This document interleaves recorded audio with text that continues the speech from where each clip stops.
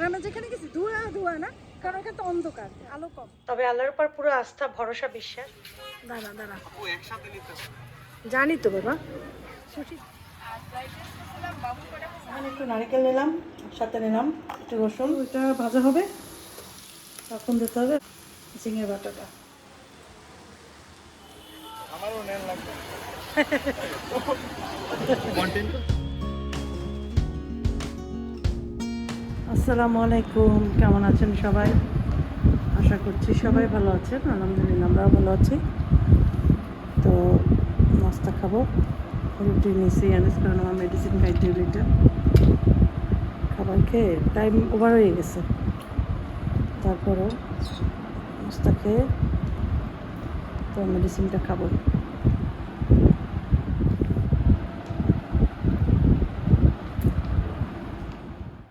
আমি ওই যে সকালবেলা নাস্তা খাওয়ার পরে কিছু ওয়াশ করি, এমনিতে রাতে আমি সব কিছু ওয়াশ করে রেখে দিই, 2-1 দিন বাদে, যে সময় শরীর বেশি খারাপ থাকে ওই সময়টা করি না বা ইচ্ছা না থাকে, ঠিক আছে? নয়তো দেখা যায় সব সময় করি, তো 2-1টা জিনিস একটু সকালবেলায় ক্লিন করি। আর সকালে নাস্তা খেয়ে তো সব কিছু ক্লিন করতে হয়। আজকে যেহেতু নাস্তার ঝামেলা ছিল না, পরোটা টরোটা বানাইনি, কালকে রাতে ফ্রাই প্যানটাকে ওই যে একটু সোডা, খাবার সোডা আর লেবু রস দিয়ে রেখেছিলাম ভিম দিয়ে, যাতে খুব ভালো ক্লিন হয়, পরে খুব ভালো ক্লিন হয়। ওটা আমি অনেক আগেও দেখিয়েছি। তো সিঙ্কটাকে ভালো করে পরিষ্কার করতে হয়, কারণ যত জীবাণু সিঙ্ক থেকেই আসে, এই জন্য আমার সিঙ্কটা আমি সবসময় পরিষ্কার করি, মাঝে মাঝে আরও সুন্দর করে করে রাখি, ডেটল দিয়েও পরিষ্কার করি যাতে কোনো জার্ম না থাকে। ঝিঙ্গা কয়টা আমি পরশুদিন আনছিলাম, খাওয়া হয়নি কালকেও। মাছ ভেজেছি একটু, এই পুকুরের মাছ এটা। আর এটা কী মাছ আমি জানিও না, আসলে বাবু বলছে বাটা মাছ। পুকুরে কোনদিন এরকম বাটা মাছ হয় নাকি? এগুলো আসলে রুইটুই হবে। যাই হোক, আর এইটাকে আমি কি করব সেইটা বলি তোমাদেরকে। এইটাকে আমি কাটবো, পরে এই ক্রাকটা ফেলে দেবো, কাটবো। এটা আমি ঝিঙে বাটা করবো। কুটে ফেলছি, এরকম করেই করতে হবে, পুরো একদম ফেলবা না, একটু হালকা হালকা রাখবা। এটাকে কি করবো জানো, এটাকে প্রথমে চুলায় দেবো একটু লবণ দিয়ে।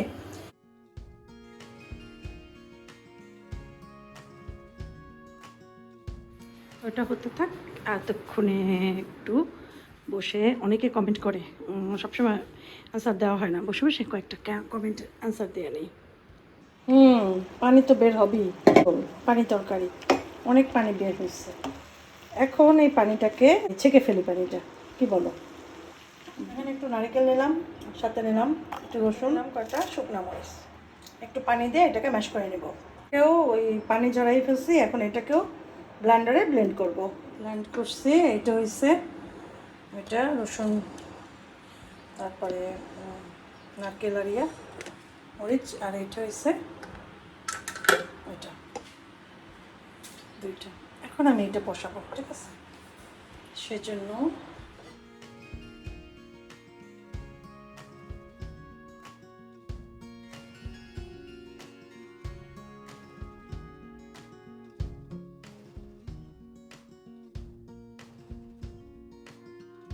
ওইটা ভাজা হবে, তখন দিতে হবে আমাদের ঝিঙে বাটাটা।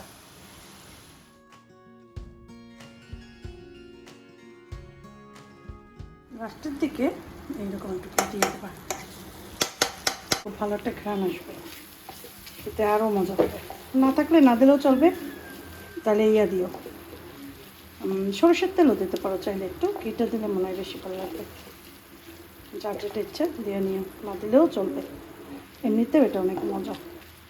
জাস্ট এটা একটু শাহি শাহি ভাব নিয়ে আসলাম, ঘিটা দেওয়ার কারণে একটা ঘ্রাণ বেরোলো। ভাত খাবো, আফিফরে দিছি ডিম ভুনা করছি, ডিম ভুনা দিয়ে দিছি আফিফকে, কারণ আফিফ তো মাছ খাবে না।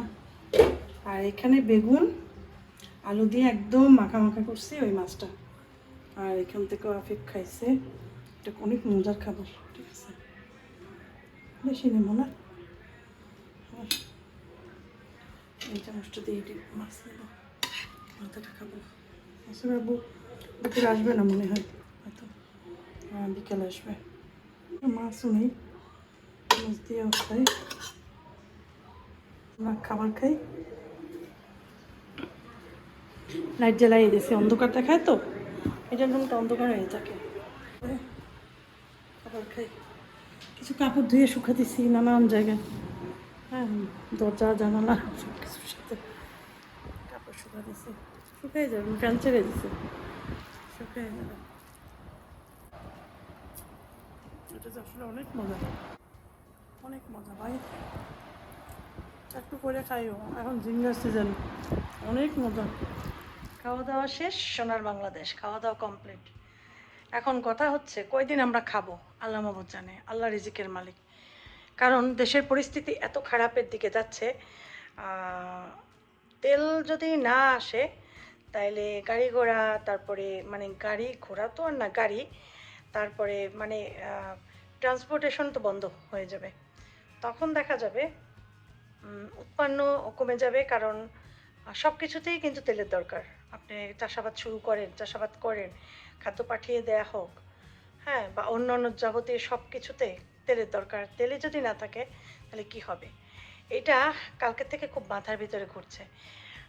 তবে আল্লাহর উপর পুরো আস্থা, ভরসা, বিশ্বাস। কারণ করোনার মতো সময় যদি আল্লাহ আমাদেরকে বাঁচাই রাখতে পারে, এই কোনো কষ্ট না দিতে পারে, তাহলে ইনশাল্লাহ এখনও আল্লাহ মানুষকে বাঁচিয়ে রাখবে। খাওয়া ঠিকই মানুষ খাবে, রিজিকের মালিক আল্লাহ। এখন কথা হচ্ছে যারা ওই যে গ্রামের জীবনযাপন করে ওরা ভালো থাকবে কীরকম আমি বলি। অনেক মানুষ আছেন যাদের অনেক আর্থিক অবস্থা ভালো, আবার অনেকে আছেন এই ইউটিউবের মাধ্যমে আর্থিক অবস্থা অনেক ভালো হয়েছে, এরকম আগে যারা শুরু করেছে বা ইনভেস্ট করছে ইউটিউবে অনেক বেশি, তারা অনেক কিছু করে ফেলছে। যেমন মানে আমি জাস্ট নর্মাল মানুষদের কথাই বলছি, যারা ইন্ডাস্ট্রিয়াল অনেক, ওদের কথা বলছি না, ওরা তো অনেক করে ফেলছে অনেক আগের থেকেই। তো এই টাইপের মানুষগুলা, যেমন একজন আমি বলি, ওই ডোয়েল অ্যাগ্রো সম্ভবত, উনি ভিডিও দেয়, ওনার বাড়িটা করছে উনি ওইখানে, সোলার প্যানেল ইউজ করছে, ওনার কারেন্ট যাওয়ার কোনো ভয় নাই।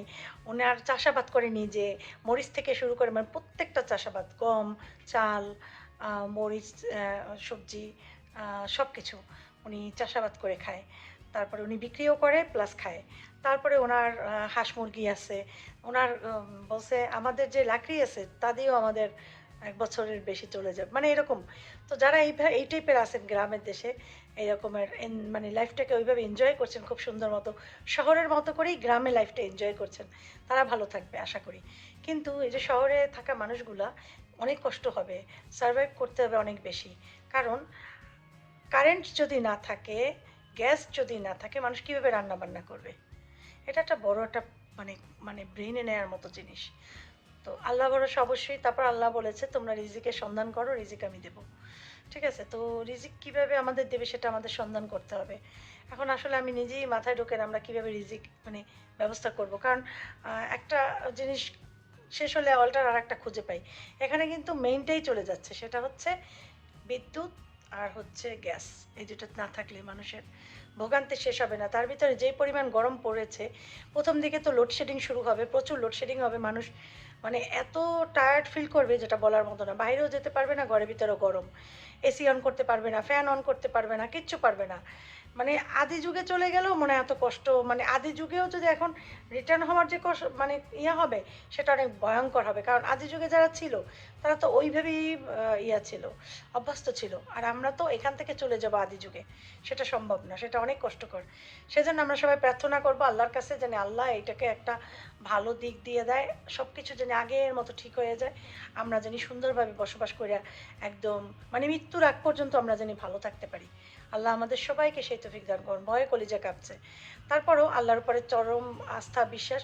করোনার সময় আল্লাহ প্রত্যেকটা মানুষকে রিজিক দিছে, কাজ কাম ছিল না, কারো কিচ্ছু ছিল না, তারপরও খাওয়ার কোনো অভাব ছিল না, মানুষ খাইয়া বাচ্ছে, মানুষ করোনায় মারা গেছে খাইয়া বাচ্ছে। তো রিজিকের মালিক আল্লাহ, এখনও আল্লাহ যার যে পর্যন্ত হায়াত আছে ওই পর্যন্তই সে বাঁচবে, খেয়েই বাঁচবে ইনশাল্লাহ। একটা পিঁপড়া রিজিক যদি আল্লাহ ধার্য করে রেখে দেয় তাহলে তো আমরা তো আশরাফুল মাকলুকাত, আমাদের তো রিজিক আল্লাহ দেবে। সুবহানাল্লাহ, সুবহানাল্লাহ।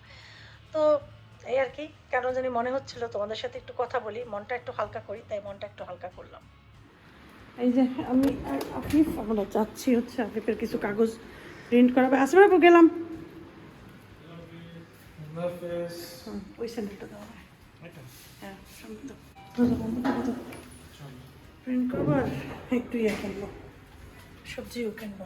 দাও, সবজি কিনবো আর ইয়া কিনবো, পেয়ারা টেয়ারা কিনবো।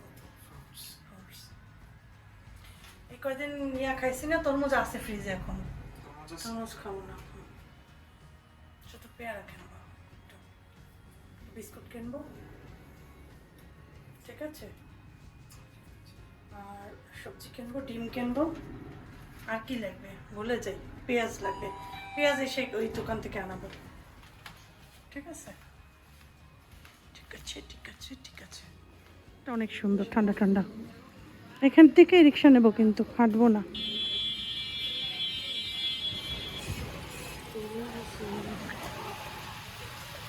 অনেক তরমুজ হচ্ছে।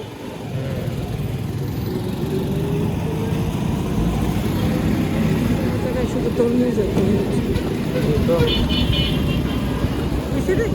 করবা। হ্যাঁ, আমি তো ভুলে গেছি দোকান। এই যে এইখানেই আছে।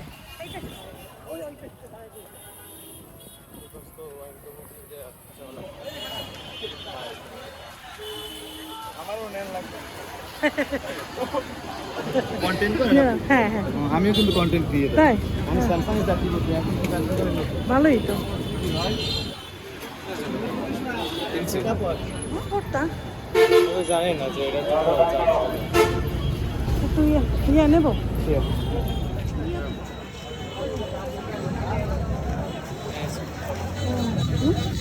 চলো এখন ইয়া শোনো, তোমার একটা কথা বলার দরকার।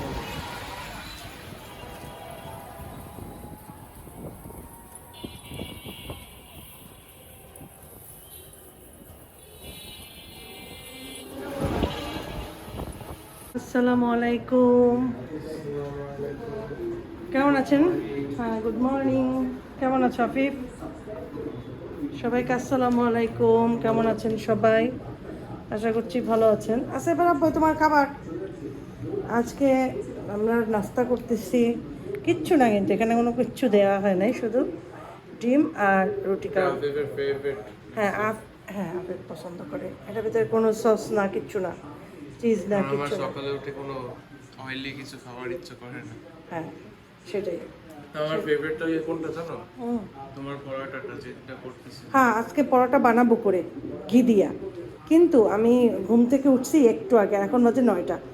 তো ওঠার পর এখন আমার মন চায় না যে আমি এখন কোনো কাজ করি। সেই জন্য যেহেতু ব্রেড ছিল, এই বার্গার বানটাই ছিল, ভাবলাম ওরা এভাবেই খাক, আমি ওইভাবেই খাই। চা দিয়ে খাবো, সাথে একটা ডিম পোস্ট খাবো, এই আর কি। চায়ের পানি দিয়েই রাখছি, চা খেয়ে তারপর মেডিসিন খেতে হবে আমার, অ্যান্টিবায়োটিক আমি আসলে পক্ষপাত দিনে খাই না, কিন্তু আমার গলার অবস্থা এত খারাপ ছিল যে আমাকে অ্যান্টিবায়োটিক খেতে হয়েছে বা হচ্ছে 5 দিন। 7 দিনের জন্য চাচ্চু দিয়েছে, আজকে সবে মাত্র 3 দিন, আর 2 দিন খাবো, 5 দিন। আম্মা বলে না 7 দিনে খাও, তোমার চাচ্চু যেটা দিয়েছে সেটাই করো। খেতেও পারি 7 দিন, বলা যায় না, না খেলে আবার দেখা যাবে কদিন পর আবার ওইটা সমস্যা দেখা দেবে, এই আর কি। আর বার্গার ব্রেডটা এটা দিয়ে খাবো এখন আপাতত। চাটা হোক।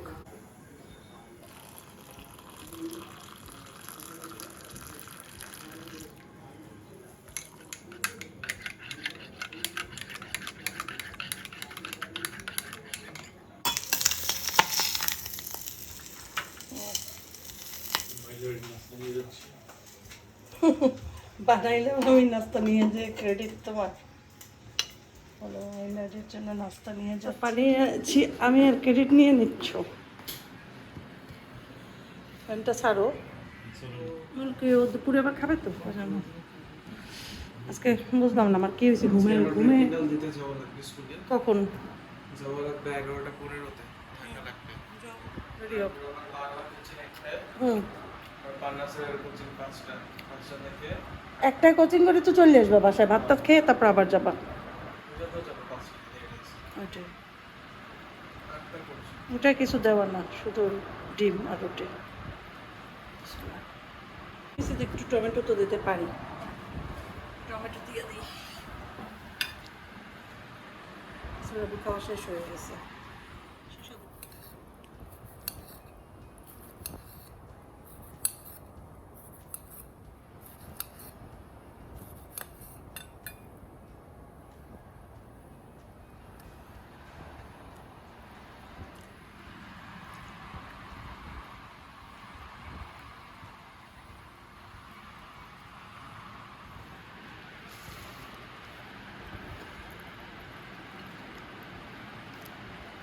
নিচতলার ভাবির বাসায় যাই, এই নিচতলায় যাবো একটু ভাবির বাসায়।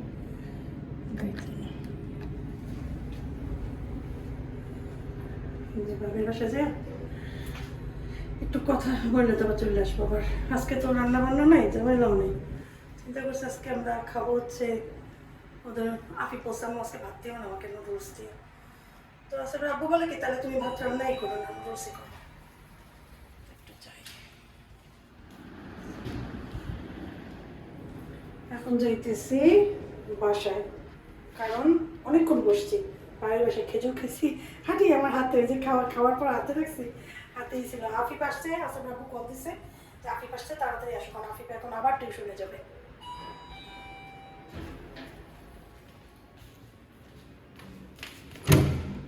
খোলো,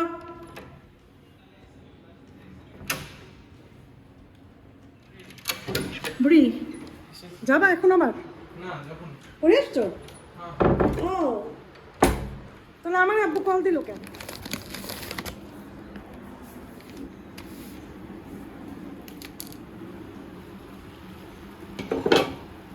অনেক কিছু ইয়ে করে ঢেলে দিলাম।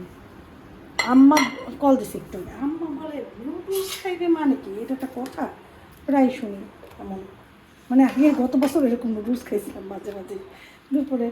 আমি বলছি আমাদের অসুবিধা হয় না, আমাদের অভ্যাস হয়ে গেছে, কিছু একটা খাইলেই হয়, পেটে কিছু একটা থাকলেই। ভাতই খাইতে হবে এমন কোনো কথা নেই। যাই হোক, নুডলসটা একটু বয়েল হোক, চুলায় ডিম নিলাম, ডিমটা একটু ফেটে দেবো।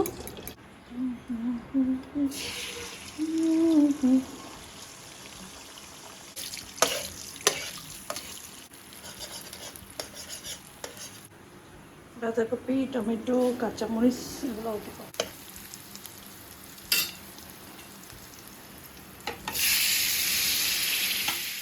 আজ আমার মনটা অনেক খারাপ, আর আমি খারাপ মন নিয়ে থাকতে চাই না।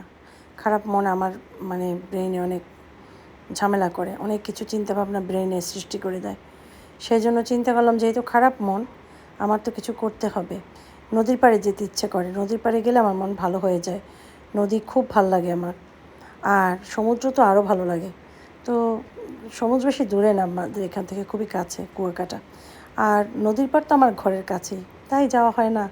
তো ভাবছি আজকে সন্ধ্যায় বের হবো, নিজের কিছু কাজ আছে, কাজগুলোও সারবো আর একটু ঘুরেও বাসায় আসবো।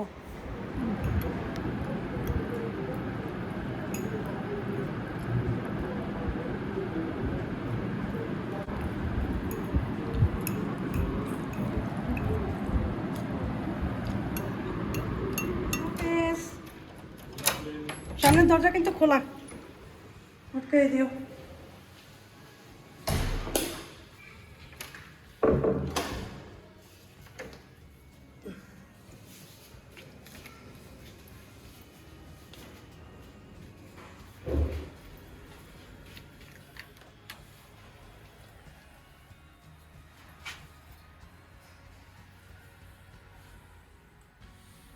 আমি চাইতেছি, বললাম না এর আগে একবার বসলাম না, তো ওই আমার চাস্তো যা, ও আর ওরে নিয়ে যাবো একটু ইয়াতে।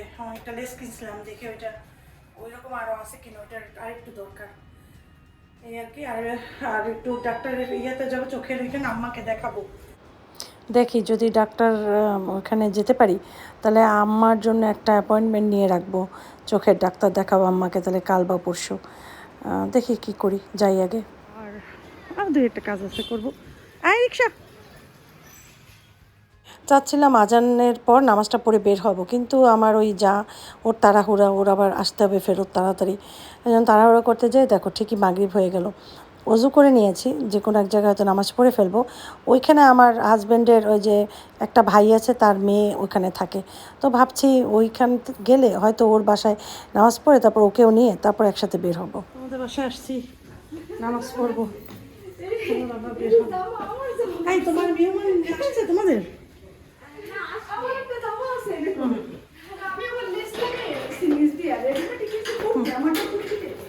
ভালোই তো, সিঁড়িটা অন্ধকার।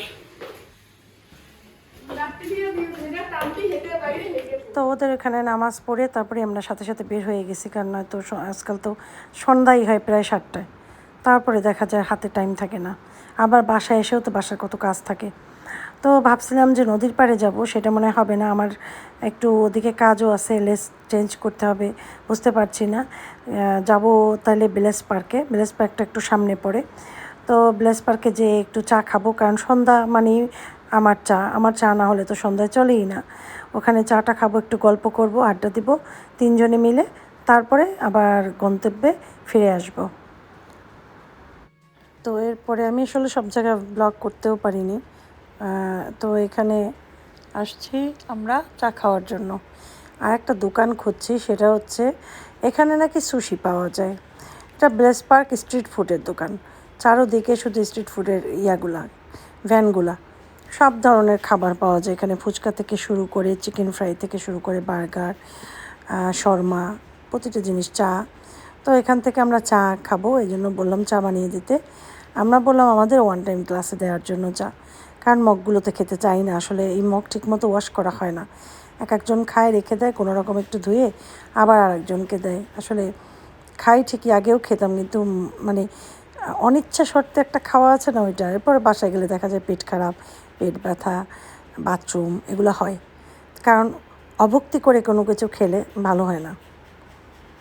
এরপরে চা নিলাম। তো আমরা এখান থেকে বের হয়ে ওই যে মাঠের ভিতরে জায়গা আছে বসার ঘাস, ওখানে বসে বসে চাটা এনজয় করব, আর আকাশে খুব সুন্দর একটা চাঁদ উঠে ছোটো দেখবো। দেখি তো একটু যাই।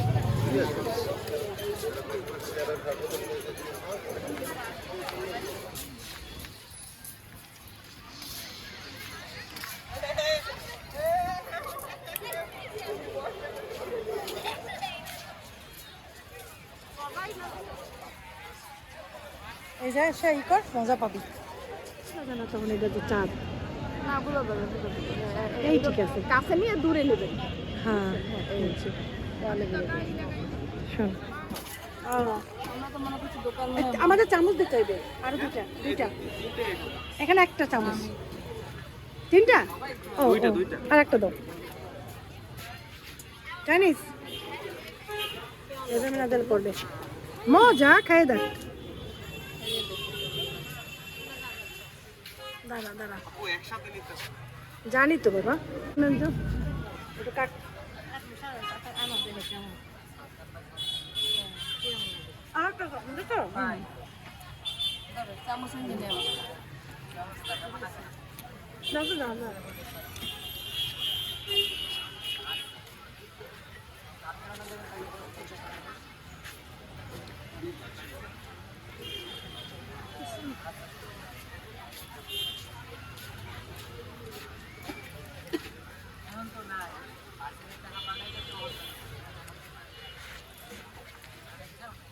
ইয়াটা দাও না এটার ভিতরে। হ্যাঁ ওরা কি পাতাটা দেয় নাই, দিছে? কি দিয়ে বানাইছেন? চিকেন চিকেন চিকেন ভিতরে চিকেন।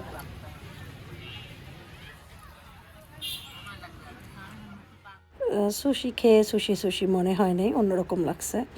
যাই হোক, ওই ফ্লেভার আনতে পারে নাই, তবে বরিশালের মানুষ নাকি পছন্দ করে। যাই হোক, আর এদিকে বার্গারটা আর দিচ্ছিল ওই যে শর্মার যে চিকেন গ্রিল, ওইটা দিয়ে বার্গার আর শর্মা। তো আমি আফিফের জন্য এখান থেকে বার্গার আর শর্মা নিলাম, ওই আমার ওর বাচ্চার জন্য দিয়ে দিলাম, আর ওই যে ভাতিজি ছিল ওর মেয়ের জন্যও নিয়ে গেল। তো এগুলো এখান থেকে কিনে বাসার দিকে রওনা দিলাম। আমি বলছি যে এই জায়গাটা কি সুন্দর, আর আমরা যেখানে গেছি ধোয়া না, কারণ এখানে তো অন্ধকার, আলো কম, সেই জন্য। আর এই জায়গাটা লাইটিংটাই গাছের উপরে পড়ে, তারপরে আমাদের উপরে পড়ে, সেই লাগে, ঘুরে মজা লাগছে না, ভালো লাগছে না?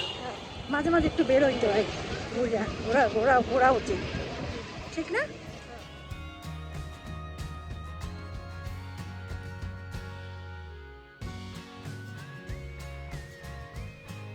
এত সুন্দর, আমি যে একটু ঘুরছি, আমার মানে মন প্রাণ ঠান্ডা হয়ে গেছে, এত ভালো লাগছে। বহু বছর পর সুশি খাইছি, ঠিক আছে, একটু মজার কথা থাক বললাম। ওখান থেকে হাফিফের জন্য একটু শর্মা, একটা বার্গার কিনলাম। তারপরে তো এই তো তারপর ওদের নামাইতে নামাইতে নিয়ে আসছি, ওদেরকে ওদের বাসার সামনে রাস্তায় নামাই দিয়েছি মেন রোডে। তারপর আমি আসছি, এসে এই যে বাস পৌঁছলাম। এখন একটু শান্তি লাগতেছে। আর আমার কাজটা ওই যে লেস পাইনি, ওইটার পাইনি। আমি মার্কেটে ওইখানে ভিডিও করতে পারিনি। তো যাই হোক, কাজ হয় নাই, কিন্তু একটু ঘোরা হয়েছে, ভালোই লাগতেছে, বললে ভালোই লাগে। কি খবর, তুমি কোথায় গেছিলা? উপরে গেছিলা? তোমার হাতে কি? ওরে বাবা, সবার হাতে কি এগুলা? কা পড়তেছে, তুমি স্লিপ কেটে পড়ে যাবা। হ্যাঁ, ওরে বাবা, কোক টোক নিয়ে হাজির। হ্যাঁ, ভালো আছি। তোমার জন্য হচ্ছে সোম্মা সোম্মা সোম্মা সোম্মা। ও খাও। বার্গারও খারাপ দেয়নি, বার্গারের ভিতরে টিয়া দিছে, সস টস দিছে, তারপরে দিছে।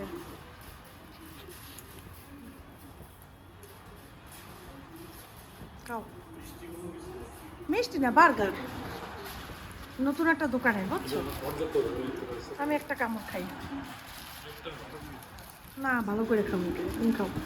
আমি জাস্ট দেখো কেমন বার্গারটা। বার্গার দিছে না,